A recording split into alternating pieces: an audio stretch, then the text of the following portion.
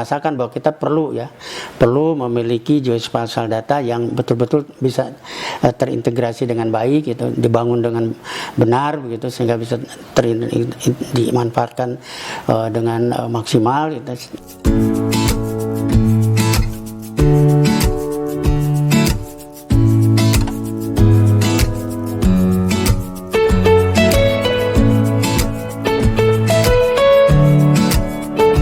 Assalamualaikum warahmatullahi wabarakatuh. Ini kenalkan Pak Asep Karsidi. Halo, assalamualaikum. Saya Asep Karsidi. Saya juga alumni geografi angkatan 15. Ini sama-sama alumni geografi UI nih ceritanya. Kali ini saya sempatkan waktu saya Om Das bersama Pak Asep untuk mendiskusi beberapa hal. Nah, untuk pembahasan kali ini kayaknya kita akan membahas tentang Amanat Undang-Undang Nomor 4 Tahun 2014. Ini agak berat ya topiknya. Mudah-mudahan jangan ada yang baper, nggak ada yang tersinggung. Ini hanya cerita saja gitu ya, dari Pak Asep pengalamannya seperti apa. Nanti dari sana kita tahu bahwa ternyata kebijakan satu peta itu sejarahnya panjang. Oke Pak Asep, langsung saja. Bahwa ada beberapa hal yang perlu kita share ya kepada masyarakat luas tentang lahirnya Undang-Undang Informasi Geospasial. Jadi sebetulnya pada saat itu di tahun 2010 itu ada PR itu dari kepala Bangkoserta yang lama ke kepala Bangkoserta yang baru. Kemudian saya baru dilantik, dipesan gitu. Ini ada undang-undang tentang informasi geospasial yang udah mengendap lebih dari 9 tahun gitu. Kita coba perjuangkan dalam 18 bulan undang-undang itu berhasil. Intinya apa? Intinya sebetulnya kita tuh mengantisipasi perkembangan zaman yang berkaitan dengan informasi. Jadi pada saat itu kita memahami tentang peta ya, sehingga pekerjaannya kita sibuk aja bikin peta. Padahal produk yang dihasilkan dan berupa peta itu isinya adalah informasi mengenai ruang. Nah itu mengenai ruang bumi lah. Nah itulah dan kemudian dikenal dengan geospasial. Geospasial itu ruang bumi, dari informasi mengenai ruang bumi disajikan dalam bentuk peta.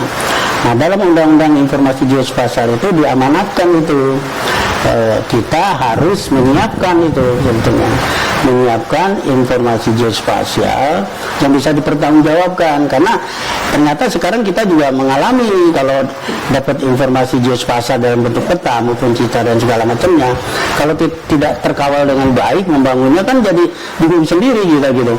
Jadi ini sekarang sebetulnya yang kita hadapi sekarang ini oleh pemerintah Indonesia melalui undang-undang itu sudah diantisipasi. Nah langkah-langkah yang harus dikerjakan pada saat itu gitu. Oleh karena itu lahirnya Undang-Undang Informasi Geospasial itu mengamanatkan kepada badan yang baru namanya Badan Informasi Geospasial untuk menjadi penyelenggara. Jadi menjadi penyelenggara pembangunan informasi geospasial. Jadi pembangunan informasi geospasial yang bisa dipertanggungjawabkan gitu. Jadi itu intinya. Jadi kita tuh sebagai penyelenggara, tolong ingat bahwa penyelenggara itu tidak berarti sebagai pelaksana gitu. Itu akhirnya sempit kita misalnya. Jadi penyelenggara untuk menjamin tersedianya geospasial data yang bisa dipertanggungjawabkan. Kedua, itu mudah diakses oleh masyarakat. Itu sebetulnya. Jadi mudah diakses oleh masyarakat dan bisa dimanfaatkan secara luas oleh masyarakat, bukan hanya oleh pemerintah. Nah ini sekarang kan kita rasakan masyarakat udah begitu merasakan manfaatnya sebetulnya keberadaan geospasial data ini gitu. Nah ini sebenarnya udah diamanatkan di undang-undang, jadi harus tersedia geospasial data itu yang bisa dipertanggungjawabkan, kemudian mudah diakses, disebarluaskan dan dimanfaatkan secara oleh masyarakat. Ini sebenarnya amanatnya.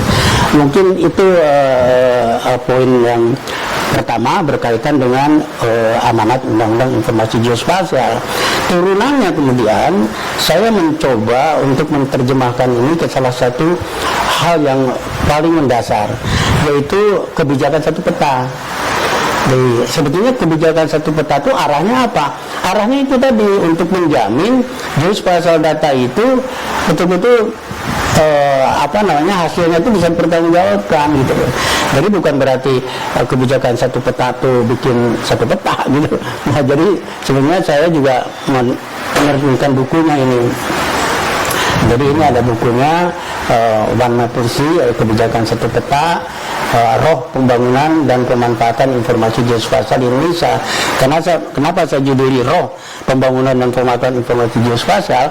Karena memang melalui kebijakan inilah kita harapkan geospasial data yang tersedia itu betul-betul memenuhi amanat yang diundang-undang tadi, tersedia dengan baik, yang bisa dipertanggungjawabkan, mudah diakses, dan dimanfaatkan secara luas. Nah, tuh. Siapa? Sebelum Bapak melanjuti, bahwa tadi sudah dijelaskan sama Pak Asep ya betapa pentingnya kebijakan satu peta dan arahan undang-undang itu data geospasial harus bisa disebarluaskan ya Pak ya, harus dimanfaatkan, artinya ya diumpetin gitu Pak maksudnya. Terus kalau ada data yang rahasia itu gimana tuh Pak kira-kira? Ya, itu sebenarnya ada klausul tertentu ya. Jadi untuk aset-aset yang menyangkut rahasia dan strategis negara itu memang diklasifikasi. Jadi memang ada yang harus diklasifikasi karena kita juga kan harus punya semacam kedaulatan geospasial data gitu, sehingga jangan sampai hal-hal yang tidak perlu umum tahu terbuka gitu. Jadi undang-undang ini tidak semerta-merta langsung dikasih akses seluruh masyarakat, tapi juga ada batasan-batasannya ya teman-teman. Oke, lanjut Pak. Sekarang kita lanjut ke kebijakan satu peta. Tadi sudah disinggung sama Pak Asep dan ada di bukunya, dan ini menarik sekali ya, di mana kebijakan satu peta ini merupakan sebuah standar data yang membuat data tersebut menjadi sangat kaya gitu. Baik, Kombes. Jadi menarik ini. Dari sebenarnya kebijakan satu peta arahnya tadi yang sudah saya sampaikan, kita harus memiliki geospasial data yang bisa dipertanggungjawabkan. Kedua, mudah diakses oleh masyarakat. Ketiga, bisa dimanfaatkan. Nah, jadi dalam kebijakan satu peta itu ada 4 hal sebetulnya. Ada 4 hal yang menjadi standar. Jadi satu adalah satu referensi. Jadi kebijakan satu peta itu ada satu referensi. Satu referensi artinya begini. Dalam undang-undang itu disampaikan juga bahwa semua orang itu boleh bikin peta. Orang perorangan tuh bisa bikin peta gitu, peta tematik tapi. Nah, jadi kalau kita mau bikin peta tematik, orang perorangan atau instansi pemerintah gitu, itu tentunya harus merefer ya ke referensi tunggal. Nah, yang membangun dan menyediakan referensi tunggal itu lembaga ini. Di antaranya itu yang paling utama adalah jaring kontrol geodesi, itu satu referensi. Jadi satu referensi dari kita, kalau untuk urusan jaring kontrol geodesi nggak bisa nge-refer kemana-mana ke sini. Jadi misalkan tentang koordinat, jaring kontrol geodesi ada yang vertikal, ada horizontal. Vertikal ketinggian. Nah, kalau kita nge-refer ke berbagai sumber ini nggak bisa kacau nih. Nah, jadi horizontal itu kita misalkan untuk mengoreksi posisi kita, koordinat kita. Nah, pemerintah dalam hal ini BG membangun itu stasiun-stasiun tetap GPS dan secara online itu sebagai referensi, sehingga koordinat kita ini sudah dikoreksi menurut ketepatan. Yang kedua itu adalah satu standar. Nah, jadi yang dimaksud satu standar ini standar pembangunan data geospasial ya. Jadi ada standar tentang teknik-teknik memetakan, teknik-teknik kartografi. Itu kan ada standar. Jadi kita harus satu standar lah. Kalau enggak kan nanti orang nggak bisa baca. Nih ada teknik-teknik. Itu kan agregatnya kan akan berubah. Semakin besar skalanya, itu agregatnya akan semakin banyak gitu. Sehingga klasifikasi dari agregat jenis katakan tutupan lahan atau land use, itu harus mengikuti standar, ada SMI-nya gitu. Misalkan kalau skala 50.000, klasifikasi tutupan lahan itu mungkin ada 15 item, tapi begitu kita besarkan skalanya mungkin bisa 25 item gitu. Maka itu ada standarnya. Kemudian mengenai nomenklatur tentang hutan lindung harus punya kesamaan, bahwa ini loh yang dimaksud hutan lindung itu gitu. Ini loh yang dimaksud dengan sawah itu. Nah, itulah standar. Jadi kita ada standar. Itu basisnya nanti dalam bentuk di SNI kan gitu. Jadi walaupun ada semua orang atau orang boleh membuat peta tematik, tapi ya harus merujuk ke standar tadi supaya semua bisa membacanya gitu. Kalau tidak ya kita bisa bingung. Nah, yang berikutnya adalah satu geospatial database. Jadi ingat bahwa ada geospatial data itu baru merupakan data geospasial. Yang atributnya di dalam data geospasial itu mungkin baru mengandung unsur-unsur bentuk dari objek yang ada. Misalkan kalau titik, ya titik gitu kan, oh titik ini sumur, misal. Kalau garis, baru garis, oh ini baru sungai gitu. Poligon, oh ini baru sawah. Nah sebetulnya harus dibangun geospatial database-nya. Kalau titik tadi sumur itu bisa dilengkapi dalam bentuk atribut. Nah itu nanti ada format, ada struktur geospatial database yang memang harus kita bakukan. Yang berikutnya itu adalah satu geoportal. Secara nasional kita udah buat INA Geoportal. Itu adalah tadi kan diamanatkan juga kita harus mudah bagi pakai, di sharing ya, sehingga masyarakat mudah mengakses. Nah, INA Geoportal itu fungsinya sebagai infrastruktur untuk berbagi pakai, kita mudah mengakses itu. Terhadap apa? Terhadap ketersediaan geospatial data yang ada, baik di tingkat nasional maupun di sektor-sektornya gitu. Nah itu portal-portal itu kita harus punya satu geoportal yang baku secara nasional. Nanti bisa bikin turunannya portal-portal di sektor-sektor sebagai dari big bone-nya itu nasional nanti punya INA Geoportal. Nah, kemudian kita ada portal-portal spasial, geospasial portal di instansi terkait atau di Pemda gitu, atau satu komunitas begitu, itu nanti tinggal istilahnya diintegrasikan ke portal secara nasional, sehingga masyarakat itu bisa dengan mudah masuk ke portal nasional, nanti keluar masuk ke sektornya atau ke unit-unit yang lain, tapi dalam satu tatanan berbagi pakai, supaya kita juga dalam konteks berbagi pakai itu bisa teratur lah gitu, bisa diatur. Mungkin itu yang dimaksud dengan One Map Plus itu, atau kebijakan satu peta itu ada terdiri dari satu reference, satu standar, satu geospatial database, satu geoportal. Dalam konteks tadi, dalam konteks supaya mudah diakses oleh masyarakat, bisa dipertanggungjawabkan dan bisa dimanfaatkan secara maksimal oleh masyarakat. Itu loh Om Das, mungkin. Oke, baik. Waduh, pemaparan dari Pak Asep ini ya lengkap sekali ya. Jadi Om Das simpulkan bahwa ada referensi, ada standar, ada geodatabase, dan ada geoportal. Keempat ini merupakan pondasi dari kebijakan satu peta ya Pak ya. Ya. Supaya apa? Supaya tadi bisa dimanfaatkan oleh banyak orang, baik itu dari sisi pemerintah itu sendiri, pengambil kebijakan, dan juga kepada masyarakat. Oke, ini keren sekali ya. Jadi apa yang diharapkan Pak Asep bersama BIG dan juga yang dituangkan di dalam undang-undang, serta apa yang tadi dipaparkan, bahwa sebenarnya kalau se-Indonesia terkoneksi ya satu sama lain, bayangkan itu data bisa jadi kayak Google kali Pak ya, bisa terkumpul, mungkin nggak tuh ya? Kayak Google bisa terkumpul, kita nggak tahu ya, tapi rasanya kalau kita bisa sampai kayak Google bisa dipakai sama masyarakat, menurut saya itu wah keren sekali, kira-kira seperti itu ya. Kalau menurut Pak Asep ya, pertanyaan pertama saya, mungkin nggak sih Pak kita bisa kayak Google gitu Pak, data geospasial? Ya, Ya, sebetulnya harapan saya itu sebenarnya. Jadi gitu, Pak. secara pemerintah yang kita kan harus punya kedaulatan geospasial data lah ya.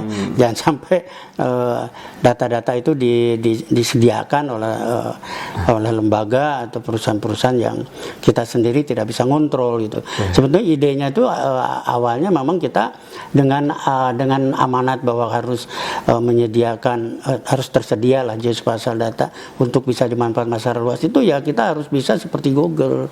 Itu sebetulnya ya, itu mungkin PR yang berikutnya untuk supaya bagaimana secara pelan-pelan kita juga bisa memenuhi kebutuhan masyarakat itu seperti halnya yang sudah dilakukan oleh Google. Tentu kita tidak bisa melawan kekuatan Google karena dia bisnis kan, dan dia punya kekuatan engine yang luar biasa. Tapi paling tidak kita harus dedicated lah dari pemerintah kita sendiri dengan tadi dengan semangat bahwa kita tuh harus membangun geospasial data yang bisa dipertanggungjawabkan. Sedangkan Google kan mungkin masih banyak hal yang perlu kita koreksi juga oleh kita. Gitu. Ada kelebihan dan kekurangannya memang kalau mau dibandingin juga kadang-kadang kita sebut mungkin tidak apple to apple ya. Mungkin dari saya pertanyaan Pak, hambatan Bapak nih Pak, menurut Bapak hambatannya kebijakan satu peta itu apa ya? Dan kira-kira Indonesia sudah mencapai kebijakan satu peta yang dulu pernah dirancang atau belum tepat kira-kira Pak? Iya. Sebenarnya arahnya sih udah, malah sekarang kan arahnya kebijakan satu peta itu dipadukan dengan kebijakan satu data. Arahnya artinya apa? Pemahaman tentang perlunya geospasial data yang bisa dipertanggungjawabkan dengan guidance kebijakan yang disampaikan dalam kebijakan pemerintah itu semuanya udah mulai dipahami. Dan memang kelihatannya semuanya udah merasakan bahwa kita perlu memiliki geospasial data yang betul-betul bisa terintegrasi dengan baik, gitu, dibangun dengan benar begitu sehingga bisa dimanfaatkan dengan maksimal gitu. Sebetulnya tentang One Map Policy itu sudah hampir semua instansi memahami itu bahwa memang perlu ada One Map Policy. Tadi juga saya sampaikan malah sekarang diintegrasikan dengan kebijakan satu data gitu, sehingga data-data spasial bisa dilengkapi dengan data-data non spasialnya dan secara terintegrasi. Nah, kalau dari sisi hambatannya memang ada. Jadi hambatannya itu ini kan kita yang terlibat itu kan multisektor ya, multisektor dan basisnya sektor gitu. Padahal sebetulnya yang kita bicarakan platformnya sama, spasial. Tapi karena ini sektor dengan basis spasial yang sama, tupoksinya secara sektor berbeda-beda. Nah, ini yang agak menjadi mungkin kenapa One Map Policy ini tidak smooth lah seperti yang kita harapkan. Dan masing-masing sektor punya tupoksi, punya KPI-nya sendiri-sendiri, sehingga waktu kita mencoba mendevelop geospasial tematik di masing-masing sektor, mereka terpaku kepada KPI-nya masing-masing. Katakan misalkan KPI di tata ruang dan BPN yang sekarang jadi satu. Antara tata ruang dan pertanahan aja kan sebetulnya punya KPI yang berbeda. Nah, sebetulnya itu bisa kita satukan dengan isu geospasial sebetulnya. Nah, ini yang mungkin masih agak ribet nih antara tupoksi dengan penyelesaian masalah-masalah yang berkaitan dengan spasial, sehingga One Map Policy ini kelihatannya belum begitu smooth lah terbangun. Mungkin itulah yang bisa saya sampaikan berkaitan dengan. Tapi tetap ya Pak ya, One Map Policy itu sangat penting ya Pak ya buat pemerintah ya. Iya, sebetulnya penting karena kita kan ingin mencapai geospasial data yang terbangun itu betul-betul bisa dipertanggungjawabkan gitu. Kalau nggak ada guidance-nya kan bagaimana geospasial data ini betul-betul bisa dipertanggungjawabkan, bisa ada manfaatnya yang lebih luas untuk masyarakat dan seterusnya lah gitu. Oke. Baik Pak. Pak Asep, terima kasih atas diskusinya tentang Undang-Undang Geospasial dan juga kebijakan satu peta. Mungkin lebih lengkapnya nanti teman-teman bisa cari bukunya ya, kebijakan satu di buku, peta. di toko buku udah nggak ada ini. Warna polisi, oh nggak ada ya, nanti Japri Pak Asep gitu. Oke, sekian tentang kebijakan satu peta. Ini Pak Asep Karsidi, mantan Kepala BIG, telah menjelaskannya dengan baik. Ada pesan-pesan Pak? Ya, saya ingin menyampaikan bahwa pertama-tama saya terima kasih ya, Anda sudah meluangkan waktu untuk mau mendengarkan obrolan saya ini. Yang kedua, bahwa kita pahamilah bahwa sekarang dunianya ini kan udah dunia digital ya, dan era informasi. Teknologinya udah teknologi informasi dan komunikasi berbasis digital. Nah, ini informasi itu kandungannya juga bukan cuma tekstual, visual, video gitu, tapi udah basisnya juga basis spasial. Jadi ini harus menjadi perhatian kita tentang geospatial data dan tentunya informasi yang berbasis geospasial. Itu aja. Siap, terima kasih Pak Asep Karsidi. Nantikan cerita-cerita lebih lanjut pengalaman Pak Asep Karsidi di channel Daspet. Terima kasih. Assalamualaikum warahmatullahi wabarakatuh. Waalaikumsalam.